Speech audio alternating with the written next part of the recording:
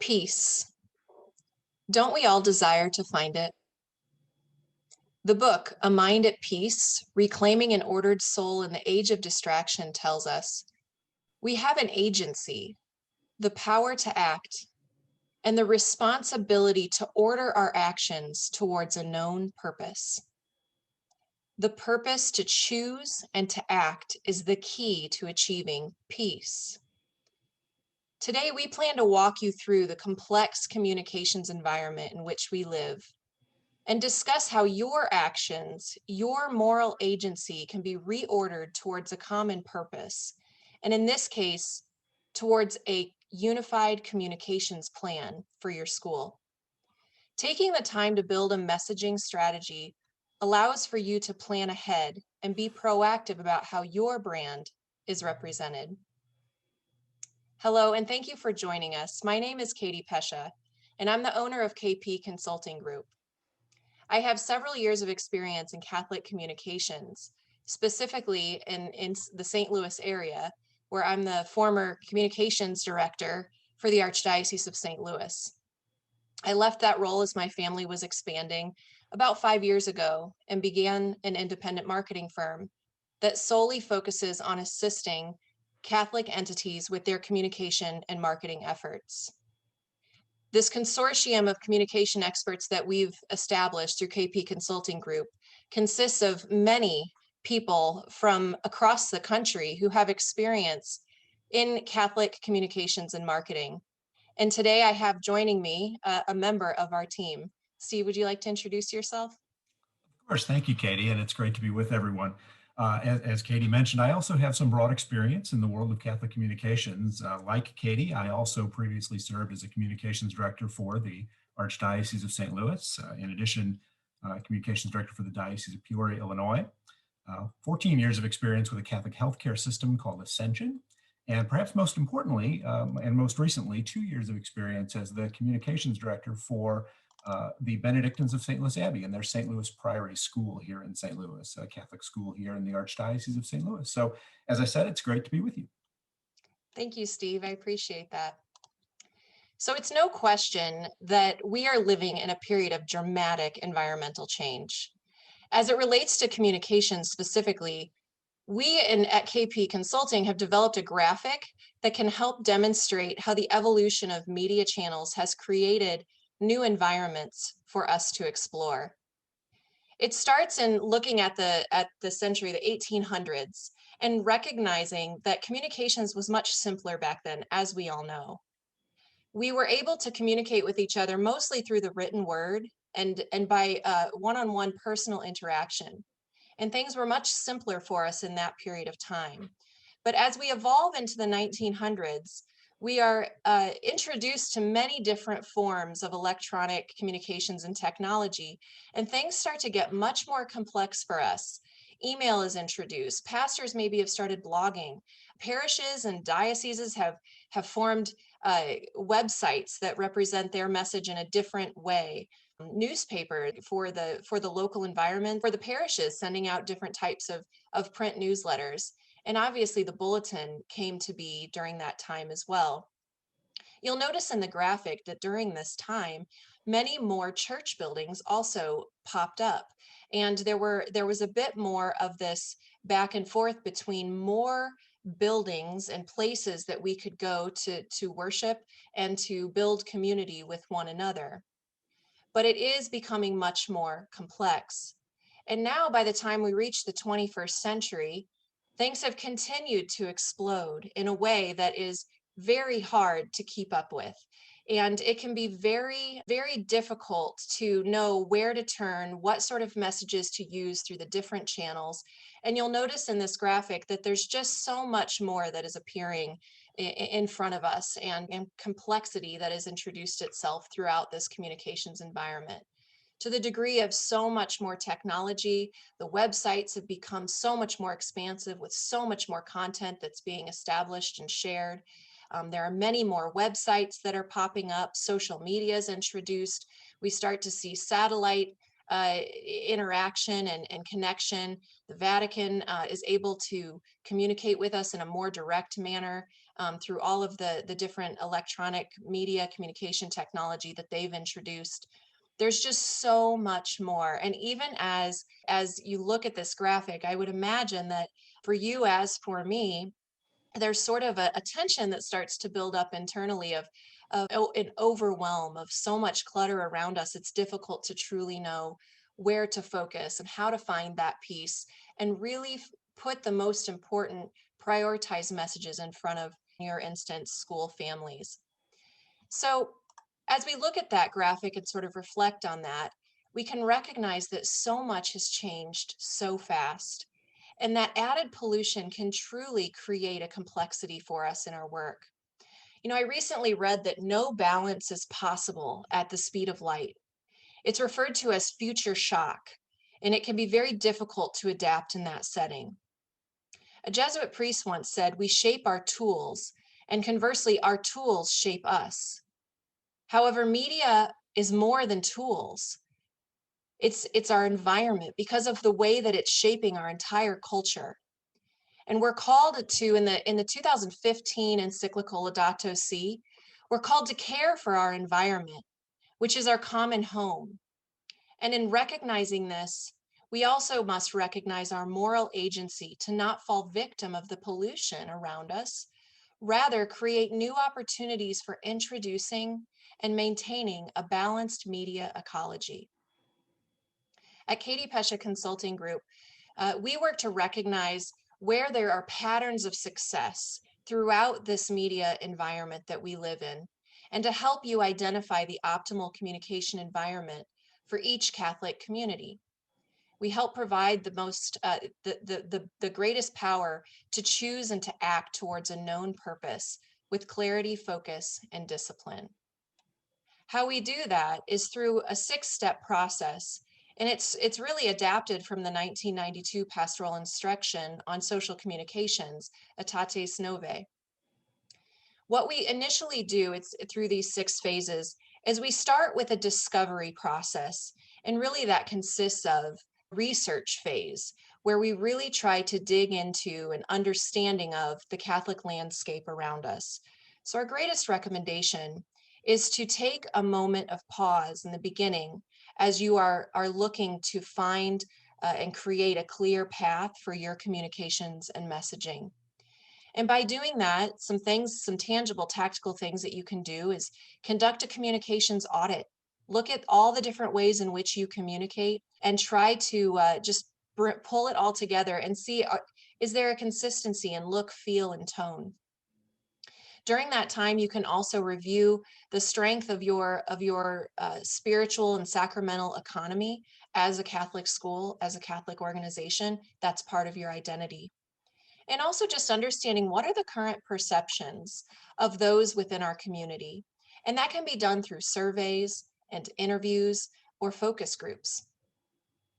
The next phase, then, we start to define our general audience and break down those personas of understanding who is it that we are trying to talk to. And as we do that work, we really try to focus on 2 to 3 top priorities or themes, areas of greatest priority for you. And those may be revealed through that initial step of analyzing your own landscape and understanding people's perceptions of you as an organization. From that work, hopefully you can start to reveal to yourself where are the greatest areas of opportunity for us, what are our greatest bright spots that we can truly lean into and use those as our areas of focus to achieve the greatest return on investment. We then move into what's a design phase. So taking all of that initial research and discovery work and starting to create a framework for what we want to say, how we want to say it, where it should be placed, what it should look like, so on and so forth. So we would first work towards creating a brand messaging framework. And during that phase of work, you should look to customize your brand identity in alignment with your own charism and tailor messages and the design pieces for each audience. So it should be segmented in a way that speaks to each particular audience accordingly. Our next recommendation would be to connect your school to the appropriate audiences through an integrated strategy. So understanding that as you put together the different campaigns or communications that you need to put out, to ensure that they're speaking to your priorities in alignment with your brand messaging. So ensuring that everything speaks to the appropriate audience in the appropriate way through the most appropriate channels. And you need to ensure that you're not just focused on one piece of communication for a more expansive, higher priority type of communication, but ensuring that it's showing up everywhere. So not only is it going out possibly in e-newsletters, but also through the bulletin. Maybe there's some sort of social media post, mass announcements, a letter that goes home. Once your audience starts to see some of that repetition and messaging and understanding that this is really something that we need to understand or we really need to know is very important. So ensuring that there's an integrated approach to how you're communicating. And we recommend that you do that in a proactive way. So put together a calendar for yourself and understand upfront for the entire year what you should be planning for. In order to be proactive like that, it creates such a sense of peace to know where you should be allotting your resources. And what's very important and many times forgotten is to ensure that we know what is your measurement for success. It's important to define those benchmarks and to have a clear metric for success for yourself upfront, so you know as you look back at the end of the year that you have truly achieved success. And some other important pieces to just ensure in the same breath is to ensure that you that there is this that you're cultivating a culture of prayer within your community to ensure that everyone is bought into an understanding of and embracing the mission of your particular school, the charism of your particular community. If there are roadblocks that you have encountered through the experience, really naming those and understanding what were those roadblocks and how can they be reapproached. Maybe looking at them as opportunities for innovation or rethinking to really turn things around. But then also recognizing that there are times that it would make sense to abandon an idea and move on to something new and different. And really then finally just working towards an opportunity to celebrate growth and to normalize any sort of transitions that have occurred. And the final then step of our 6-step process is to implement this work. So once it's all mapped out and you've invested the time to truly feel confident in where you're taking things, it's to put the resources into actually executing and implementing that plan. You know, the Catechism of the Catholic Church, paragraph 53 states, God communicates himself to man gradually. He prepares him to welcome by stages the supernatural revelation that is to culminate in the person and the mission of the incarnate Word, Jesus Christ. So today, we're here to help you dive into the brand messaging framework and integrated placement strategies that can help you navigate the complex ecosystem in which we live, and to reveal your message in gradual stages based upon the readiness of your varying audiences. This process truly should help you solidify your brand messaging and learn how to apply it naturally into your regular communications and marketing. So Steve's going to walk us through that, specifically the third step there that I've shared about brand messaging and how to build out that framework as it relates to your charism. Steve, go ahead and walk us through that, please. Thank you, Katie. Well, and of course, so Katie just took us through all 6 of the steps. And that third step, that brand messaging framework creation, is a really important step. And for KP Consulting Group, it's a really deliberate step for us as well. And it's something that we, in working with schools, take some serious time with. In our case, our model involves selecting a group of school stakeholders, usually around 6 to a dozen stakeholders from your school. And just for this particular step of developing the brand messaging framework, there's a series of 3 meetings. Each one takes a couple of hours. And we go through this process of developing the framework for the specific words and messaging that will be used in your school. Now, in one sense, when you think of a Catholic school, a Catholic school is a Catholic school is a Catholic school. And what I mean by that is we share each school the same essential mission, and that is forming the human person in the faith, forming them in their development, and providing this important education that can be gotten nowhere else. And that is true, but the other thing that's very important is this differentiating role among Catholic schools, that Catholic schools have their own feel, their own personality. And Katie used a term just a few minutes ago that we've kind of adopted at KP Consulting Group, and we've borrowed it from a term that is used by many religious communities, and that is that personality, that feel is a kind of a charism. And so there's a definition of that word by Sister Annie Klapik, a sister of charity that I like very much. And what she said in terms of defining charism, she said, a charism is a gift from God for the church and the world, given as different ways of living out the gospel. She says it's the spirit of the community. And so as we're working with a given school, we're looking to identify that differentiating spirit, that personality, that feel that is both unique to your school and appealing to your prospective families and your current families. And so we spend a lot of time in these series of 3 sessions determining those differentiators for your school. The other important thing that we do, especially in our very first meeting of the 3, is we want to establish what any brand perception challenges might be for your school. So, for example, just generally speaking, your prospective families might have just a sense that your school is too expensive for them, or that perhaps only athletes attend your school, or that perhaps the only students that do well in your school are really smart children, that their child might not be able to meet that standard, right? And these are challenges for your school's identity and your brand, because they likely are not accurate representations of what your school is about. So we want to have a sense of those brand perception challenges as well as those differentiators. So over the course of this 3-meeting process, we're going to walk through some of those items so that we can settle on wording that can best demonstrate the uniqueness of your school and best address those perception challenges that you have. On the first meeting, we have 3 particular assignments that we work through to sort of set the table.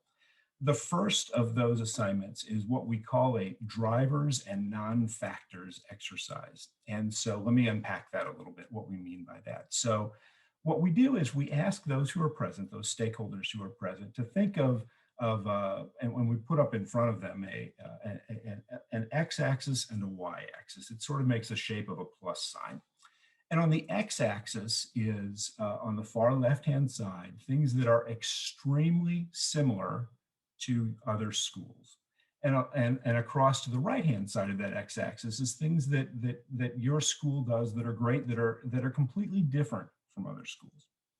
On the vertical y-axis, we look at the bottom things that are really not especially relevant to families.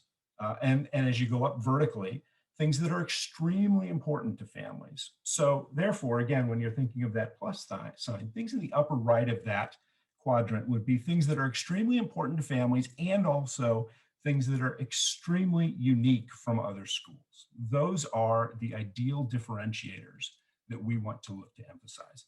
What we do is we give the stakeholders a stack of sticky notes, and we ask them to think about those things that make their school great, and then take 6, 7, 8, 10 of those and put them in their proper location on that X and Y axis board that we've created. And we really look then to that upper right-hand quadrant to identify the differentiators for that particular school, things that are unique and especially important. Another exercise we do, and there's really 2 homework exercises that come out of day 1. The first homework exercise is what we call a 3 to 5 year visioning exercise. How will your school be the same 3 to 5 years from now? And how will it be different? And we take that as homework and collect it for our second session. And what we're looking for are those areas of continuity we hear multiple people telling us about, things that will be the same because they're very positive aspects of your school, and ways in which your school might be evolving, so that we can mention those in order to highlight them as new pieces of emphasis for your audience. Finally, the third exercise, and it's also a homework exercise leading into the second session, is what we call a website comparison exercise. And what we ask the stakeholders to do there is we ask them to look at other schools' websites that in their mind feel like their school, or how they envision their school is evolving. And this isn't an exercise oriented toward website design or website features necessarily, as much as it is an exercise to allow these school stakeholders and school leadership to see ways to tell their story more effectively and perhaps slightly differently, to see how other schools are emphasizing aspects that might be similar to their own aspects. And so it's a creativity exercise more than anything else, to share an understanding of new ways to tell your story. So those three exercises lead into a second day in which we begin to share draft messaging. We work through the brand perception challenges that we've heard, and we work through all of these positive aspects about your unique school environment. And we begin to develop brand messaging for your school. There's a few pieces of this as it comes together. The first thing we do is work out something called the brand essence. And the brand essence is really an internal series of words and phrases to describe your school. And these words and phrases come together so that they inform some of the creative pieces, the photography that you might use, the style of type and design that you might use consistently as you move toward this integrated brand. As a for example, and one school that we've worked with at KP Consulting that has graciously allowed us to share their story today is the St. Austin School in St. Louis. And in the case of the St. Austin School, their brand essence centered around a fervor and passion for the integration of faith and knowledge, and some supportive phrases that we agreed upon for their school, again, internal phrases to help identify this look and feel, were things like common culture and values, virtue education, family orientation, small, growing, confidence and poise, partnership and support. These are phrases that help, from a creative perspective, put parameters around that brand identity for their school, for their school. We also then move toward the development of messaging pillars that are phrases that help us delineate the language that will come later in a more detailed brand story, a narrative story for their brand that emphasizes key themes, as well as a brand position and promise that is shorter language, that is really centered around what a prospective or current family might gain specifically from your school. So all these things are elements that come together over a 3-meeting process, and they lead to messaging that's agreed upon by these stakeholders to move forward in a consistent manner. That then leads to a communications calendar that Katie will talk a little more about, that sort of feeds the process of moving that message out to your audiences. Katie? Thank you, Steve. So just to dig a little deeper into the example of the St. Austin School that Steve mentioned, we're going to share with you a copy of the calendar, a visual of the calendar that was created for them specifically. So just to reinforce first, though, I just want to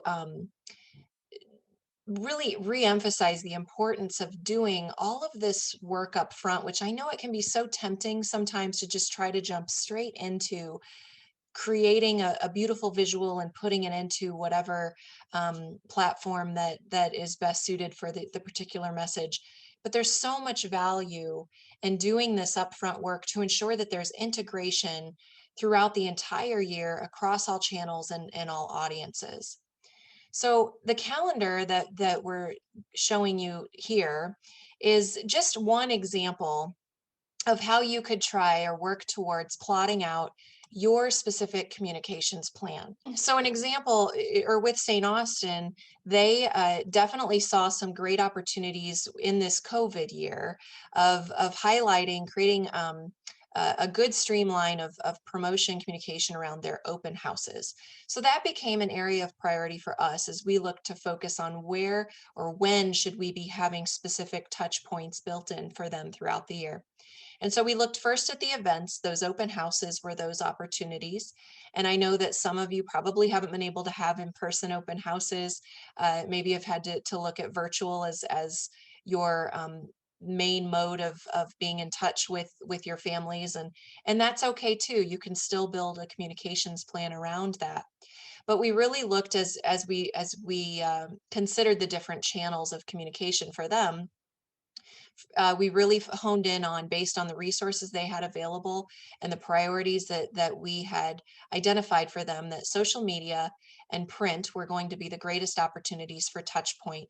They also do regular e-newsletters as well. They already have a very detailed built-in process for getting their e-news out. So that's also another component that is part of this that they have utilized throughout the year. But you can see that our social media was built out. Not only were they doing um, organic posts from their own for themselves, that they were just making their posts for free on their own account, but we also put together some ad campaigns, some paid campaigns, where we were very purposeful about pushing out a specific message that aligns with the messaging that's rooted in the charism that Steve spoke about. We did some slight adaptation to their logo as well. And so all of that was integrated into the visuals that were put into place for these social media campaigns, but then also for the print publications. And so you see in this calendar how it's all sort of built around the dates of those open houses to promote and build up to those open houses for them, but also recognizing that as a somewhat newer school in our community here in St. Louis, they also are continuing to try to build awareness about their school itself, and ensure that the brand is perceived in a positive manner and that people know who they are. And so for the duration of the year, we also had or continue to have a presence through some more general ads in social media to help build up that brand recognition. So that's sort of that lighter green bar you see towards the middle there. But putting together a calendar like this, it may be much more expansive and detailed if you have more resources available internally within staff and financially to look at additional touch points, additional areas of opportunity and channels. For this particular school, they're not tied to a specific parish, so you don't necessarily see that built in there. But if you are a parochial school that's attached to a parish in some way, I would leverage that opportunity to communicate to that additional audience as well, because they're very much bought into the mission of the parish community, and you are obviously part of that. Towards the bottom of this calendar document, you can see a start of what the visuals looked like. But if we move into the next slide here, you'll be able to see in more detail how we have built out their ad campaigns. So we obviously have very prominent placement of their logo, their school name. Again, we were very much focused on their open houses. So the larger image here shows you what the ad for the November open house looked like. But then we also, to the left, you can see a couple smaller images of their February open house visuals. The messaging was very intentionally built out to align with all of the initial work we had done in our focus group sessions that Steve walked us through. And then something that we very much recognized with them as we did our regular touch point with them between these two open houses was that we saw a great opportunity for promoting their pre-K Montessori program. And so we adapted that February campaign to also very intentionally touch on that in a both a written and a visual way. So specifically in that top left ad, you'll see that we have a pre-K student who is painting there in his smock, and then also mentioning in that bar in bold that they have a strong pre-K Catholic pre-K Montessori program. So you can, and the point of me pointing that out is to ensure that you understand that as you build the calendar out, it's built in a way that creates or allows for flexibility, that as your year evolves, so too will your plan. So when we say to put together the calendar, it's not to say that by August 15th it should be set and it cannot change. It's to say, let's start to put together a framework, build the groundwork out for us, but then to allow for flexibility and evolution as the year goes by. Last year's a great example of that. No one would have predicted in August of 2019 that by spring of 2020 that we wouldn't come back from spring break. So that obviously requires a reshifting or reshuffling of focus and prioritization, and that's certainly something that we absolutely would support. And then moving to that next slide, just to share with you the digital ad campaign, you can very much see an overlap in look, feel, and tone of these digital social media ads that also align with what was placed in the print ads. The print ads were really mostly only focused around the open houses, because the expense of the print was just to focus on those open house moments, but knowing that digitally we were able to expand to a more general audience and general focus or theme, you see some additional messaging that's built in there for the brand awareness portion of the campaign. So just some visuals to share that with you. So finally, something that, as I mentioned, and as we were going through the different phases of our work, we helped them put together this calendar, ensuring that it's integrated across all their channels, and then the calendar was set. But I also mentioned the importance of understanding what are the metrics that you will be using to measure success. And so, just to share with you from this particular example, that we have taken some time to take a look at what we have put into place and try to ensure that that we've seen success. So one thing that we certainly can acknowledge right now for this particular school is their enrollment is actually full at this current moment based on their COVID restrictions. But we know that once COVID restrictions are lifted, they are going to have more room, more flexibility to add more students. And so that's why we've continued to focus, excuse me, to focus on the brand awareness, because we're looking towards the future. We're building up opportunities for growth in the future.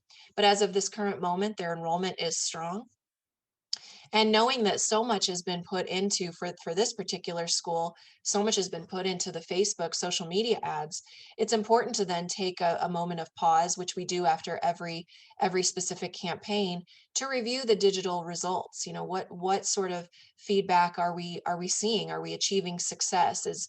Are we choosing appropriate visuals? Are we using the appropriate words? Are people responding to these ads? And so you'll just see here on the screen just some examples of how we've broken down some of the measurements and are able to share that with St. Austin in this example to say, here's what we spent, here's what we've invested in these campaigns, and here's who it's reached, how many impressions we've achieved, and the result that we were working towards. So for the audience building campaign, for example, we were looking more at increasing the page likes, whereas the open houses, we were looking at link clicks, because we were trying to draw people further into the website to find out more about the open houses themselves.